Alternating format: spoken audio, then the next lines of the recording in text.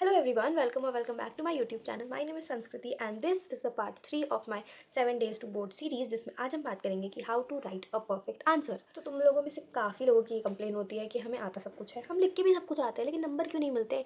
तो वो इसीलिए होता है क्योंकि तुम्हें एग्जैक्टली आंसर को प्रेजेंट कैसे करना होता है वो नहीं आता। ठीक है, आंसर को एग्जैक्टली फ्रेम कैसे करना होता है वो नहीं आता, उसकी वजह से तुम्हारे नंबर कट जाते हैं। So in this video I will help you that how to write a perfect answer. So without any further ado let's begin.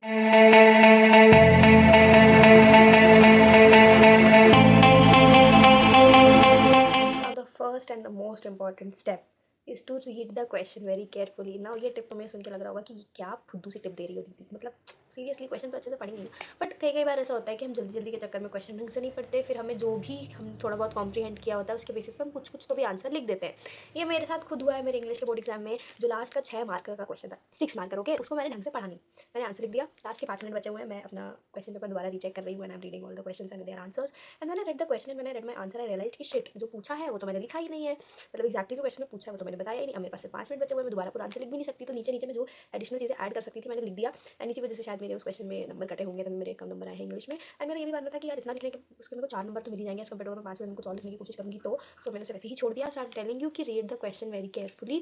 2 बार पढ़ो क्वेश्चन को, पहले क्वेश्चन को अच्छे से समझो, उसके बाद आंसर पे आते हैं। Now to write a perfect answer you need to follow these 3 steps: intro, body and then conclusion. अपने आंसर को इन 3 पार्ट्स में डिवाइड कर दो, तुम्हारा आंसर हमेशा परफेक्ट होगा। ठीक है, एंड मेन बॉडी में तुम एक डायग्राम भी इंक्लूड कर सकते हो एंड देन लास्ट में कंक्लूजन। इंट्रो, कोई भी आंसर डायरेक्ट अगर उसमें पूछा है डिफाइन, तो ऐसे डायरेक्ट डिफाइन मत करने लग जाओ, पहले हल्का सा उसका एक थोड़ा सा बेसिक इंट्रो दे दो, उसके बाद जो एक्जैक्टली आंसर में पूछा है, क्वेश्चन में पूछा है वो लिखो एंड देन एक लास्ट का थोड़ा सा conclusion with a diagram if asked. और अगर नहीं भी पूछा है और तुम्हारे पास टाइम है और अगर वो 3 मार्कर 4 मार्कर 5 मार्कर का क्वेश्चन है तब तो डायग्राम बना ही देना। it will help you a lot.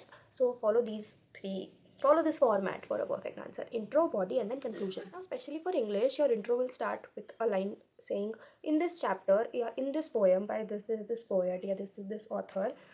थोड़ा सा उसका इंट्रो बेसिक हो गया। देन उस क्वेश्चन में जो भी पूछा है वो लिखोगे। और you can also start your answer by writing a quote, okay. फिर एक बेसिक मेन बॉडी जिसमें तुम्हारा जो भी आंसर एक्जैक्टली जो भी क्वेश्चन में पूछा है तुम वो लिखोगे and then lastly you will conclude. Perfect answer लिखने के लिए तुम चैट जीपीटी और जेमिनाई की भी बहुत हेल्प ले सकते हो। उसके पास जाओ, उसे वो क्वेश्चन दो एंड उसे बोलो कि इसका मुझे एक परफेक्ट आंसर फ्रेम करके दो, 6 मार्कर में, 3 मार्कर में, 2 मार्कर में, as a 10th grader. The factor of writing a good answer is to keep it simple and correct. Don't go complex and incorrect, मतलब तुम कॉम्प्लेक्स लैंग्वेज लिखने के चक्कर में गलत ग्रामर यूज़ करके आ जाओगे, तो वो नहीं करना है।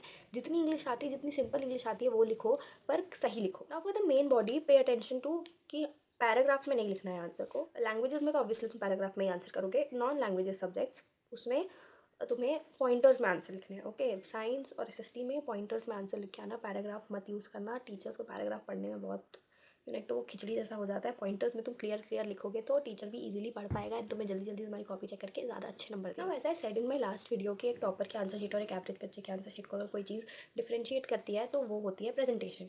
ना एग्जैक्टली प्रेजेंटेशन में हमें करना क्या होता है, तो सबसे पहले तो क्लीन और नीट हैंड राइटिंग में लिखना होता है। ठीक है, सुंदर का I am not talking, clean और नीट हैंड राइटिंग में लिखो। ओवर राइटिंग मत करो, ज़्यादा काटा पीटी मत करो। हर एक आंसर के बाद एटलीस्ट 2 लाइन छोड़ के नेक्स्ट आंसर पे जाओ। Use space. ठीक है, तुम्हारे पास 40 पन्ने की आंसर शीट है, आराम से लिखो, खिचड़ी मचाने की ज़रूरत नहीं है। मार्जिन का अच्छे से यूज़ करो। ठीक है, सेक्शन अगर कोई नया स्टार्ट कर रहे हो तो सेक्शन का नाम लिखो, then question number and then start with your answer. Diagram जो है वो सिर्फ पेंसिल से बनाना। कोई टेबल बना रहे हो तो पेंसिल से बनाना। पेन का ज़्यादा, पेन सिर्फ लिखने के लिए यूज़ करना है। कहीं पर भी अगर ड्राइंग की बात आती है तो उसके लिए पेंसिल ही यूज़ करना।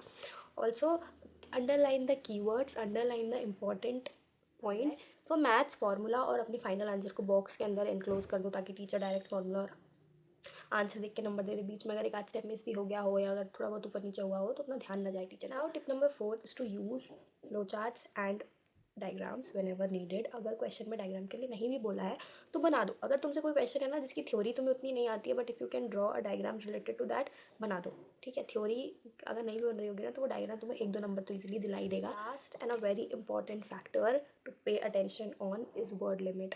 प्लीज़ किसी भी सब्जेक्ट में वर्ड लिमिट एक्सीड करने की कोशिश मत करना। अगर 120 to 150 बोला है, 150 पर रुक जाओ, उससे ज़्यादा लिखने की ज़रूरत नहीं है।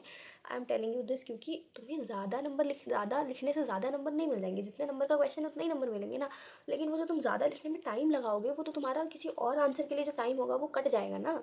तो इसीलिए टाइम मैनेज करने के लिए जितना पूछा है, जितने वर्ड्स में पूछा है, उतने वर्ड्स में उतना ही जवाब दो। फालतू की कहानी लिखने के लिए या पेज भरने की ज़रूरत नहीं है। प्लीज़, ठीक है? स्मार्टली अपने आंसर्स को फ्रेम करना, स्मार्ट तरीके से आंसर्स लिखना, and do not, I repeat, do not exceed the word limit. Okay guys, so this was all for this video. I hope that you like it. If you did, please like, share and subscribe to my channel and stay tuned for the next 3 days as well, क्योंकि अभी daily नई नई videos आ रही हैं and I hope कि काफ़ी तुम्हें help कर रही होंगी. So please subscribe and till then take care, bye bye, love love.